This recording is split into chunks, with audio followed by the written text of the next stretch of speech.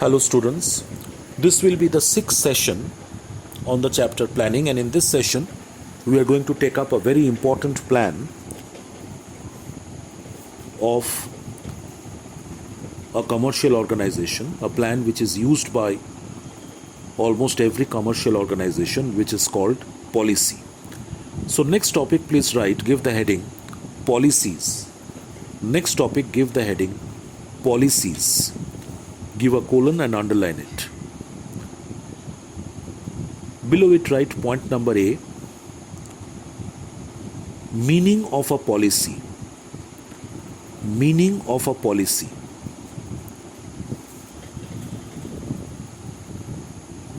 Within brackets, pages 165 to 166 in this textbook.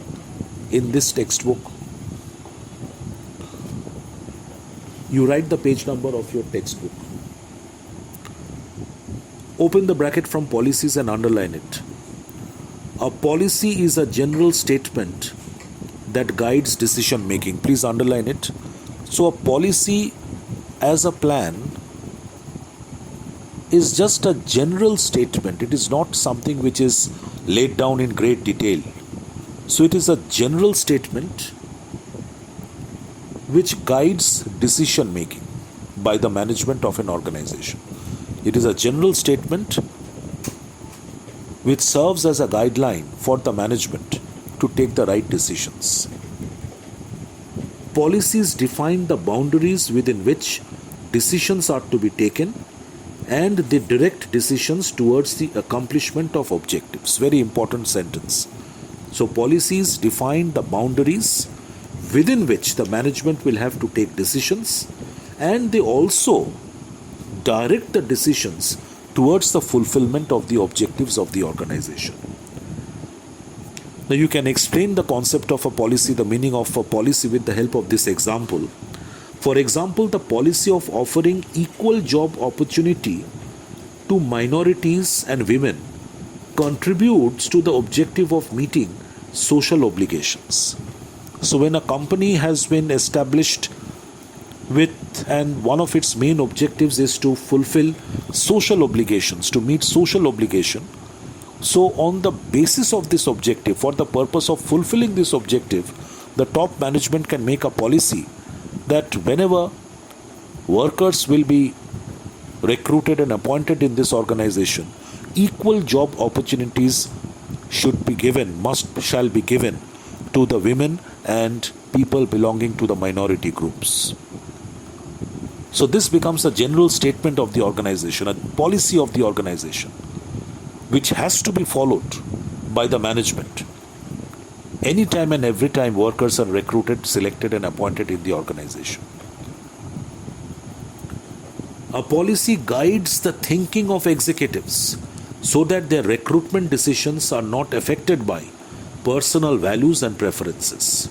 McDonald's, another example is given. McDonald's policy is not to grant a franchise to an individual who already owns another fast food restaurant. So that's the policy, a general statement followed by McDonald's, that their policy is that they will not grant license to any individual or to any other organization who or which already owns another food restaurant. Policies channel decisions, but at the same time allow discretion as well. Policies channelize the process of decision making by the management, but they also allow the management to apply discretionary measures whenever required. So close the bracket after that. So this is the meaning of policies. Next, point number B, please write, main characteristics of a policy. Point number B, main characteristics of a policy.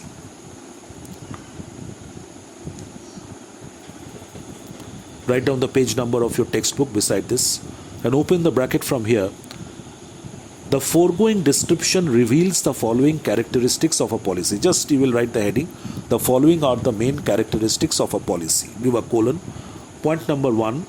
A policy is a standing plan. It is a standing plan, long-lasting plan Once that general statement, a policy is made by the organization must stick to that policy unless it is absolutely required to change it. It is a standing answer to recurring problems of a similar nature. Number 2, policies provide broad guidelines as to how objectives of a business are to be achieved. Policies, please underline broad guidelines. Policies are not detailed plans. They are not comprehensive plans showing in detail how every step of a particular work has to be, carried out. So policies are just general guidelines, general statements, broad guidelines, which show that how objectives, the overall objectives of a business are to be achieved. Objectives indicate the destination and policies provide the routes. Aptly said, that objectives show the destination which the organization must try to reach, and policies give the routes, show the routes through which the destination can be reached. Policies are models of thought and principles underlying the activities of an organization. They guide the decision and behavior of the executives. Executives means management. So policies serve as guidelines regarding the decisions and behavior of the management of an organization. Policies are broad guides and provide scope for executive judgment or discretion as well. Since policies are broad guidelines, general statements, so they have enough rooms for the management to show their judgment, to exercise their judgment and discretionary powers. And policies exist at all levels of the organization: major company policies, departmental policies, minor policies, etc. So policies exist, policies are to be formulated at all levels of the organization: top level, middle level, lower level. The main policies of the organization, the major policies of the organization are framed by the top management. These are the company policies. Departmental policies are framed by the departmental heads at the middle level, whereas operating policies or minor policies are formulated by the management at the lower level. So close the bracket after point number E. So these are the main characteristics of policies.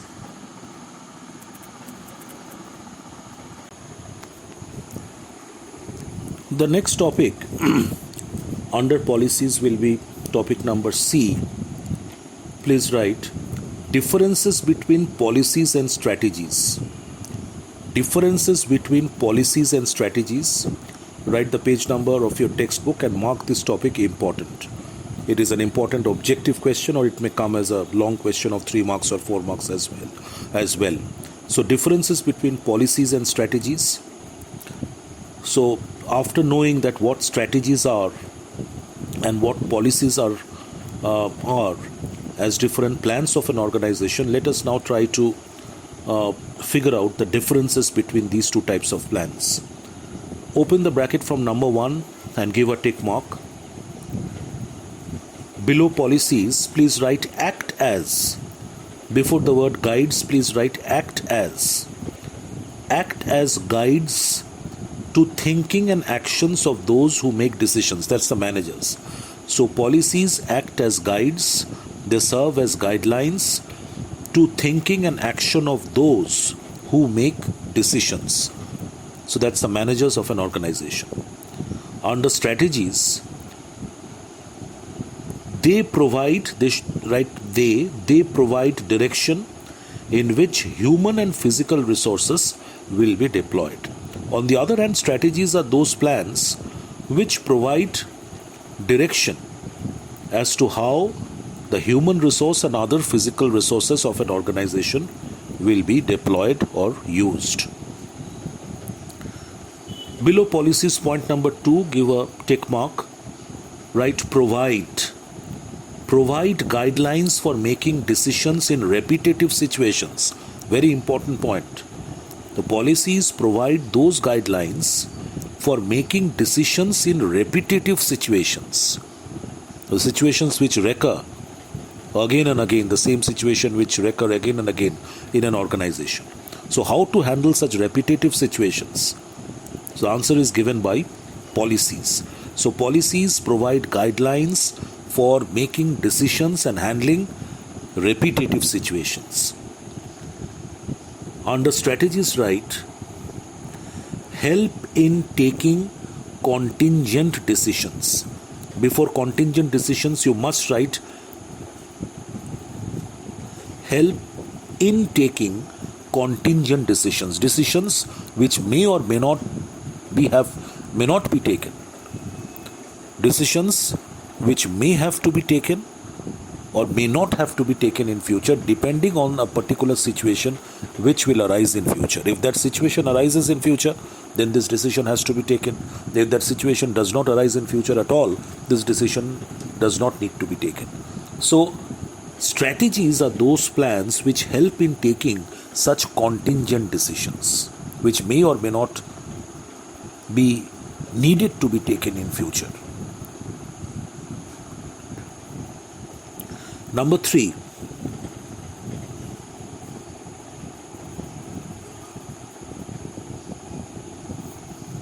tick mark, give a mark with point number 3.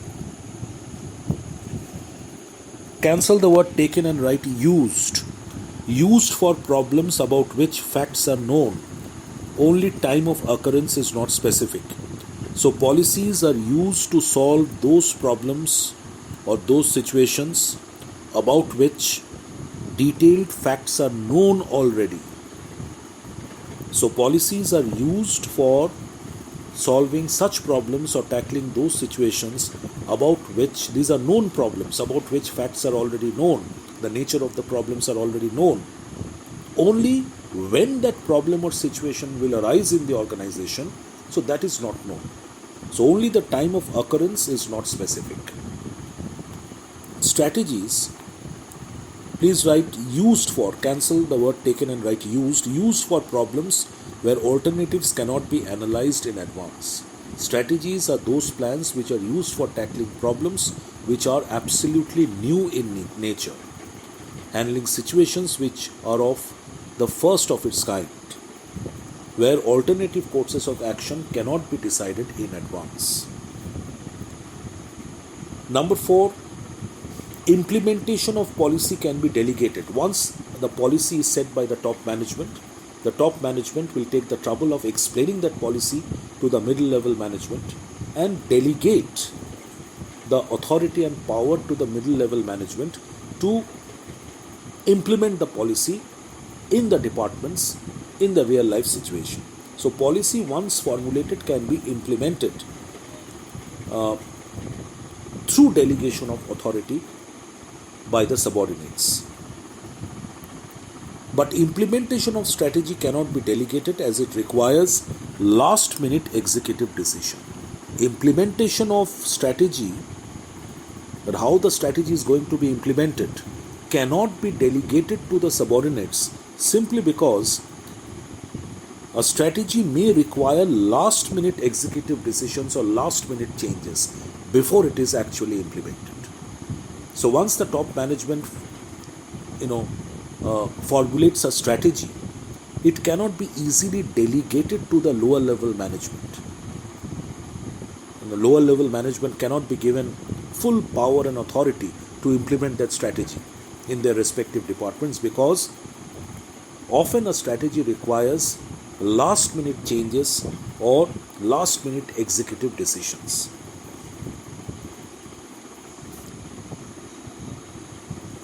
Point number 5, policies are standing plans or long-lasting plans. Before standing, please write policies are standing plans or long-lasting plans, full stop. Under strategies, please write first, strategies are, it should be in the form of a complete sentence. Strategies are non-repetitive plans, may need frequent revision or changes. Once a strategy is implemented to encounter a particular situation, once that situation has been encountered with the help of that strategy, now another strategy will have to be formed to encounter another situation which may arise in future. So policies are used for handling repetitive problems, the same situation which recur over and over in the organization. But strategies are non-repetitive plans, they may need frequent revision or changes. Number 6, a very important point of difference. Policies, or these are, you can write, these are not based specially on the moves of the competitors. Policies of an organization are not formulated keeping in mind the moves and actions of the competitors. But strategies, please write, strategies are always formulated in the light of the competitors' moves.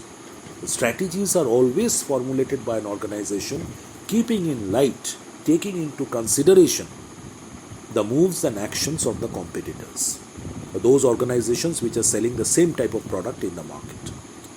So close the bracket after this, learn all the 6 points and mark this topic very important. Mark this topic very important, differences between policies and strategies. Next topic, point number D, under policies, point number D, types of policies. Types of policies, within brackets write down the page numbers of your textbook and mark this topic important. It is an important part for setting objective questions, 2-mark question. Any 2-mark question can come from any type of a policy. So types of policies. Open the bracket from types of policies and underline it. Policies may be classified into the following categories or types. Policies which are formulated by an organization can be of different types. Number 1, originated policy. The names must be remembered. Underline it. The name and explanation. It is a policy deliberately formulated by the management to guide decision making at lower levels. So originated policies are those policies which are deliberately formulated by the top level management of a company to guide decision making at lower levels. Originated policies are generally put in writing in the form of a policy manual. The top management formulates these originated policies and writes them down point-wise in detail one after the other in the form of a policy manual.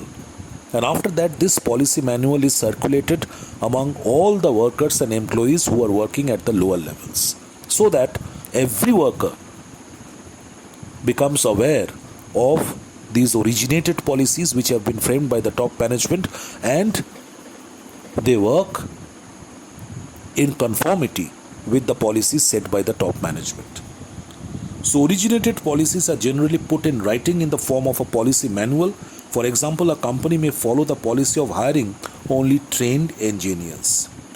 Number 2, appealed policy. So whenever you are explaining, each one can come for a 2-mark question. So whenever you are explaining the meaning of a particular policy, it is advisable that you give a proper example along with the explanation. That will make your answer complete. So appealed policy, what is it?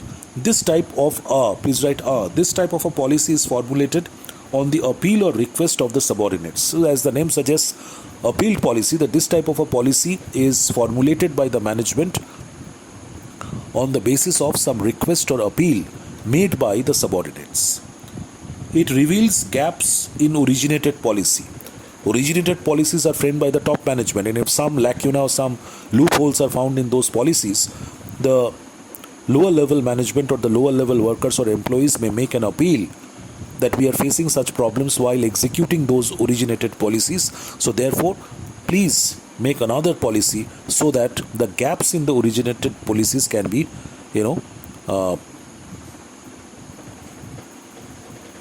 can be removed. So such a policy is called an appealed policy. So it reveals the gaps in originated policy. For example, a company may give preference to relatives of employees while recruiting new staff. So that is a policy, appeal policy, which is made by the top management on the basis of the request made by the employees. That whenever a vacancy arises in the organization in a particular post, the organization, the management should give preference to the relatives of the existing employees. So a company may give preference to relatives of the employees while recruiting new staff. So when a particular position in the organization falls vacant, and when the organization is trying to recruit and appoint a new employee, so it will give preference to the relatives of the existing employees for filling in that vacancy. So that type of a policy has been framed by the management on the basis of an appeal or request made by the existing employees. So that type of a policy is called an appealed policy. The number 3, imposed policy. What is an imposed policy? Please underline. An organization may be compelled, may be forced to adopt a policy due to the, after the, please write, pressure from the, due to the pressure from the outside forces like trade associations, trade unions, government, etc. For example, a company may have to give preference to local people in giving employment. After in, write giving, in giving employment. So such a policy is called an imposed policy, and sometimes an organization may be forced, may be compelled to formulate a policy due to the pressure coming from the external forces of the environment. Like, pressure can come from trade associations, trade unions, government, etc. And because of this pressure, the organization has to frame a new policy. So such a policy is called an imposed policy. So for example, a very good example is given that an organization may be forced, may be compelled to hire or to recruit people from the local people because of the pressure given by the political leaders of that particular locality. Okay? Written policy. It is a policy which has been written in the company's records. A policy which has been written down in the company's record is a written policy. For example, a company may adopt the policy of setting competitive prices. Competitive pricing is a type of a pricing strategy in which the company sets the selling price of a product following the footsteps of its competitors, following the prices which the competitors are charging. So that type of a policy is called a competitive pricing. Pricing strategy is called a competitive pricing strategy. So that can become a written policy of the organization, that a company may adopt the policy of setting competitive prices. Implied policy. An implied policy is such a policy which has not been written down anywhere, which has not been spoken about by the management, but depending on the actions of the management for a long period of time, everyone in the organization feels that as if it is a policy of the organization. So that is an implied policy. The management has been adopting a particular practice for a long period of time in the organization, in a specific situation. So that becomes an implied policy. Everyone thinks that as if it is a policy of the organization. So such a policy is an implied policy. It is not written down anywhere. It is not, explained by the management in a meeting. So nothing of that sort. So it is it is an unwritten policy inferred from, concluded from the decisions of the managers. For example, the practice of promoting people from within. Very good example. So for the last 5 years, whenever there is a position, whenever a position has become vacant, a higher position, a position in the organizational hierarchy has become vacant, the management has always resorted to the practice of hiring employees. The management has resorted to the practice of promoting employees from a lower position to that particular higher position which has become vacant, which is called internal promotion. So this internal promotion becomes an implied policy of the organization. It is not written anywhere, it is not mentioned by management anywhere before, but it is the practice which has been resorted to by the management over and over again for the last few years. So internal promotion becomes an implied policy of the organization. So close the bracket after that. So these are the different types of policies which can be formulated in an organization. Next topic, I think number E, under policies, please write importance or advantages of policies. importance or advantages of policies. Write down the page number of your textbook beside the topic. Now open the bracket from importance of policies. Advantages of policies, importance of policies, answer will be the same. Importance or advantages of policies. Open the bracket and underline it. Clear and sound policies provide the following benefits, means advantages. Point headings must be memorized. Number 1, operationalize objectives. Policies are general statements which are deliberately framed by the management, formulated by the management for the purpose of achieving the objectives of the organization which have been laid down before. So policies try to operationalize objectives, convert the objectives into reality. It helps the management to attain the objectives of the organization. So policies provide guideposts, guidelines towards the attainment of the objectives. They give a practical shape to objectives by elaborating the manner in which goals are to be achieved. So policies are general statements which elaborate to a certain extent that how the goals and objectives of the organization are to be achieved. The abstract statement of objectives. Objectives are very abstract in nature. Broad, sentences, broad goals.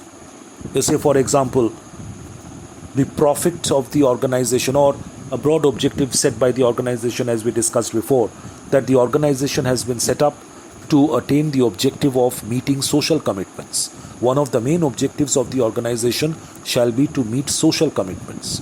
So that's a very abstract statement. So this abstract statement is given some form, some shape with the help of the policies. The abstract statement of objectives gets translated into concrete terms through these policies. For example, merit-based promotion policy helps in achieving the goal of inspiring employees to work hard. So objective set by the organization is that we are going to inspire employees to work harder. That is the objective. Now, how to attain this objective? So the policy then becomes, the policy which gets derived from this objective is that whenever the merits, the efficiency level of each and every employee will be judged through regular performance appraisal methods, and the employee who is found to be working with a great deal of efficiency should be promoted to higher positions. So in that way, the objective of motivating employees to work harder will be fulfilled through this particular objective of internal promotion given to efficient employees. Second importance or advantage of policies is speed up decision making. Please underline. Policies help the managers to take the right decision within specific boundaries. Policies define the boundaries within which the management can take decisions, and it also expedites the process of decision making. A policy establishes parameters, boundaries, within which future decisions on related matters can be taken. Policies avoid the need for repeated analysis and tend to pre-decide issues. In this way, policies save valuable time and effort. Number 3, facilitate delegation of authority. Once the policies are formulated by the top management and the policies are become the general guidelines, general statements which are to be followed as standing plans for a long period of time, the top management can delegate power and authority to the lower level management, explain the policies to them, and delegate proper authority and power to them, to the subordinates, to implement the policies in reality. So policies facilitate delegation of authority. Authority and power can be delegated to the top level, to the lower level through policies. By making policy decisions on recurring problems, top management can delegate such decisions to lower levels. If a policy has been framed to encounter problems of a recurring nature, handle situations of a repetitive nature, the management can explain that policy to the middle level managers, to the lower level managers, so that they can use the same policy over and over again when the same sort of a situation arises in future. So that is delegation of authority. Policies help to ensure that decisions will be made within the prescribed limits. Policies also ensure that management will take decisions within the parameters, within the prescribed limits. Number 4, policies also help in coordinating the activities of the different departments. It ensures coordination. Policies help in making the thinking of each member of a group more predictable to others. They give a unified structure to other types of plans. So it is based on the policies that the subsequent plans will be prepared, which are more detailed in nature, like procedures, programs, methods, etc. So policies give a unified structure to other types of plans. So whatever detailed plans are derived or formulated from the policies, so these plans will not be contradictory in nature. Rather, they will be complementary in nature, and they should be prepared taking into consideration the elements of the other plans which have been made. So they give a unified structure to other types of plans. The other types of plans, programs, procedures, methods, okay, they get a unified structure, a common structure, if they are derived from the same policy. So policies help to secure consistency of purpose and to avoid short-sighted decisions based on expediency. So policies help to secure consistency of purpose, and most importantly, they avoid short-sighted decisions. That means decisions which are taken by the management in haste without much of a thinking. Policies helps in training employees. Policies are useful instructional devices for the orientation and training of employees. And policies also help in administrative control. Please underline. Policies ensure that decisions made will be consistent, fair, and in keeping with the objectives and interests of the organization. So if the management strictly follow the policies of the organization, then what happens that it will ensure that the decisions of the management will be consistent, fair, just, and the decisions will be made keeping in mind or giving due regard to the objectives and interests of the organization. So if policies are strictly followed by the management of an organization, it will definitely lead to taking proper decisions. The decisions of the management will be consistent, fair, just, and the decisions will be taken keeping in view the objectives and interests of the organization. Unwarranted deviations from planned operations can be minimized. When the management sticks to the policies which have once been set, then unwarranted deviations from the planned operations can be avoided. Thus, policies are the guideposts for managerial actions. Close the bracket. So these are the advantages of importance of implementing and following policies in an organization. Now, like any other plan, every plan has its own set of advantages and limitations. So next point, I think it will be number F under policies. Please write limitations or drawbacks of policies. Limitations or drawbacks of policies. Within brackets, write down the page number of your textbook. Open the bracket from limitations of policies and underline it. So let us now enumerate that what are the drawbacks or what can be the drawbacks or limitations of policies. In your textbook, it is given in the form of a paragraph, sentence-wise, one after the other. So convert one sentence into a separate form. So you can mark 1, 2, 3, 4 and use every sentence as a separate point of limitation of a policy. So like point number 1, first sentence will be point number 1, limitation number 1. Policies, however, provide only the broad framework and cannot be ready-made answers for all kinds of detailed situations. So policies just provide a broad framework within which management can take decisions and mainly solve problems of a repetitive nature.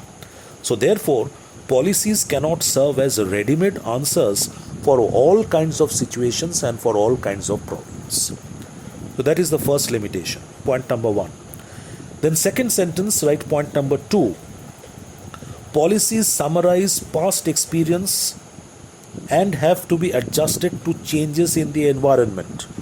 Once policies are set, it does not mean that the organization will stick to the same set of policies for an indefinite period of time.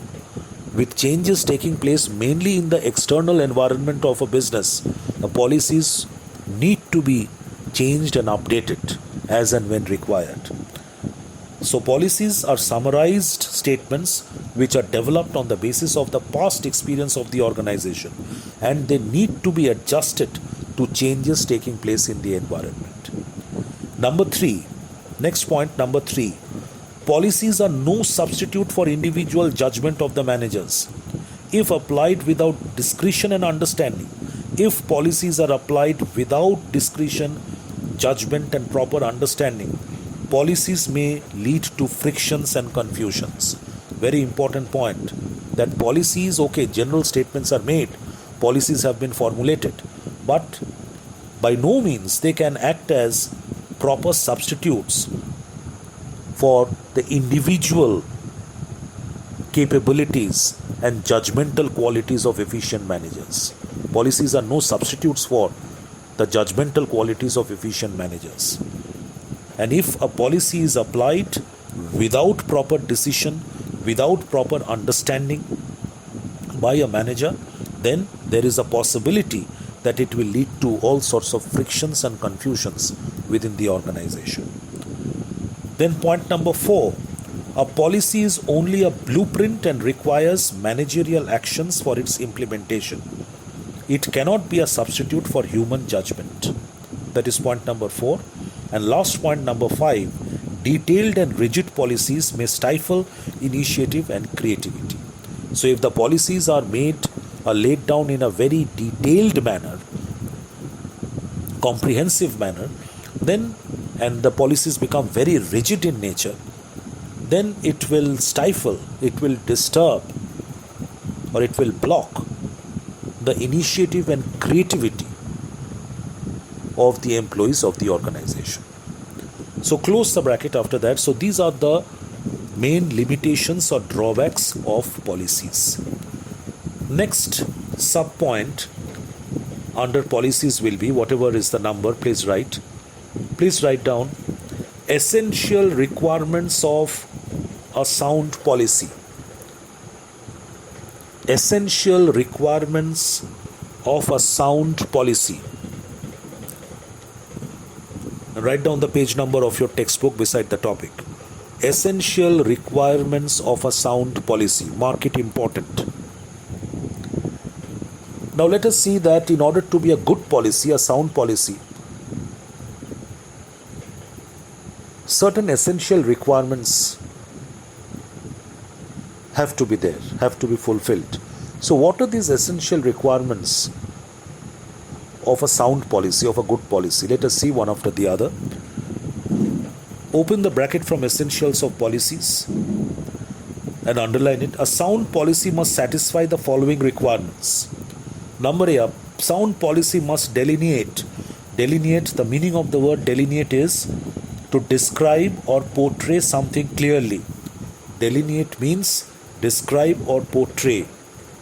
So a sound policy must delineate, must describe clearly the objective from which it is derived. A policy is derived from an objective of the organization. So a good policy must state in detail that it has been formulated from, it has been derived or formulated from which specific objective of the organization. It has been formulated to achieve which specific objective of the organization. It should be capable of relating the objectives in the functions, physical factors and personnel of the organization. Number B, a sound policy must be easily understandable, common sense. If the policy itself is, very difficult to understand, very ambiguous, in the form of an ambiguous statement, then it will have no effect. No real effect actually. It should be easily understandable. This is possible only when the policy is stated in clear and precise language, leaving no room for misinterpretation. The policy should be laid down in absolutely clear and precise language, and there should be no room for any misinterpretation of such a policy.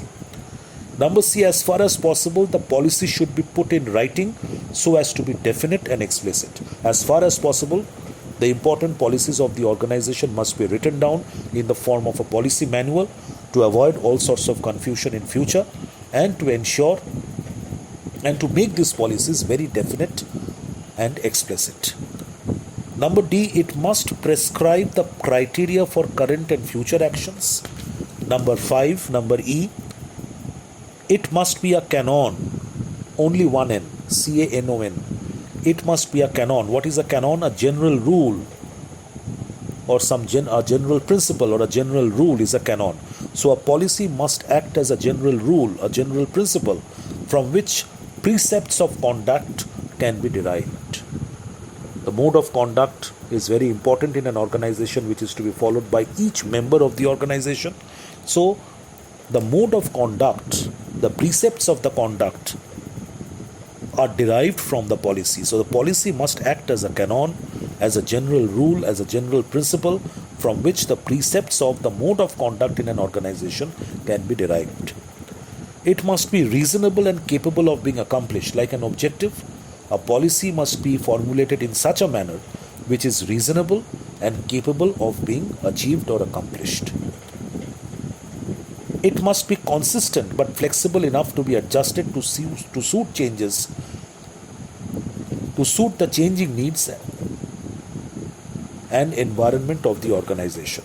Policies, once they are formulated, they must be consistent.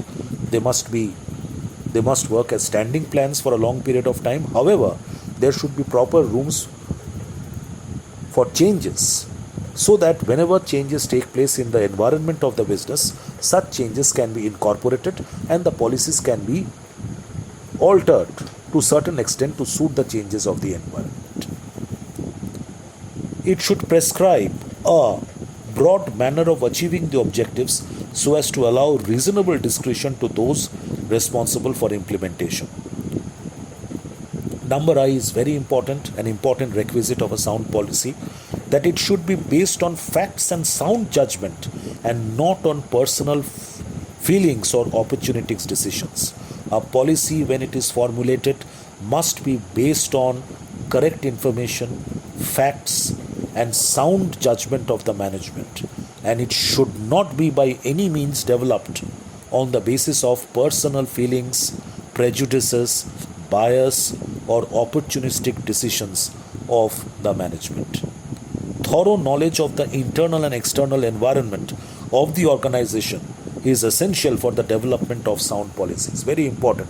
The thorough knowledge, in-depth knowledge, SWOT analysis is required. The thorough knowledge of the internal as well as the external environment of the organization is required for developing sound policies for the organization. Policies should be just, fair, and equitable. A policy cannot be formulated in a manner that it will only be implemented to the lower levels of the organization.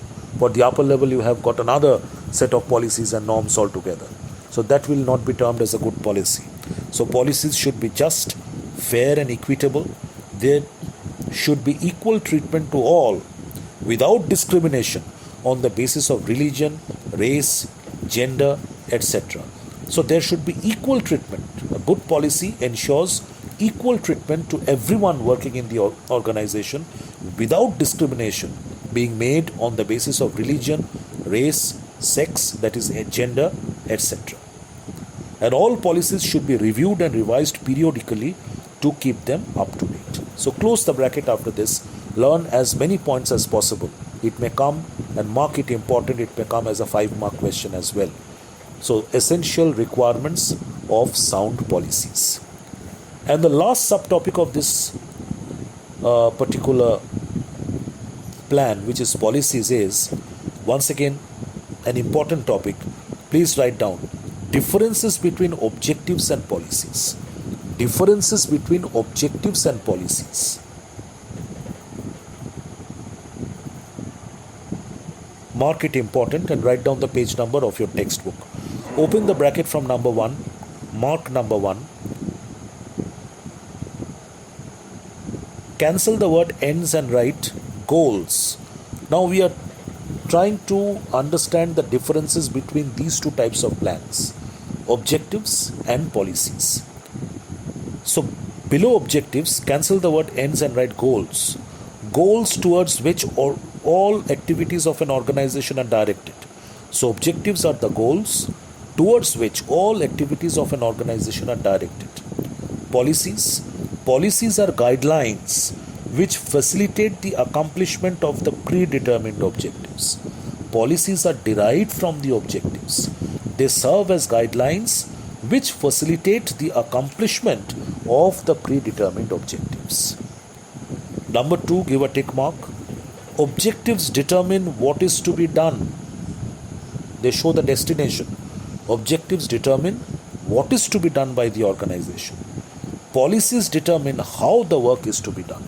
Policies show that how this work has to be done, how the destination is to be reached. Number 3, not required. Number 4, give a mark. Objectives are determined by the top management and owners. Objectives of the organization are framed, are determined, are set by the top management or the owners of the organization. Policies can be formulated at the top, middle and lower levels of management. Policies are formulated at every level of management, top level, middle level as well as lower level. Number 5, give a tick mark. One objective may require more than one policy. After policy, please write to be accomplished, full stop. So one objective may require more than one policy to be accomplished, full stop. In order to accomplish one particular objective, more than one policy may be required. Very important point of difference. In order to accomplish one objective of the organization, more than one policy may be required. But every policy relates to one particular objective. But every policy relates to or it is derived from only one particular objective. A policy cannot be derived from two objectives simultaneously. So every policy relates to one particular objective. Number 6, give a mark. Objectives are derived from the philosophy of the business. Objectives are derived from the philosophy, mission and vision of the founder members, those who have started the business organization. Whereas policies are derived from the objectives. So objectives are derived from the philosophy, mission and vision of the founder members. Whereas policies are derived from these objectives. They provide meaning and content to the objectives. So close the bracket. After that, 7 and 8 not required. So differences between objectives and policies, you will study points 1, 2, 4, 5 and 6. You may get a 4-mark question or a 5-mark question from here as well. And 2-mark question can come anytime that give two differences between objectives and policies. So with this we come to the end of the discussion, a detailed discussion on policies. I will conclude this session over here. In my next session, I am going to take up another important plan of an organization which is called procedures. Till then, goodbye.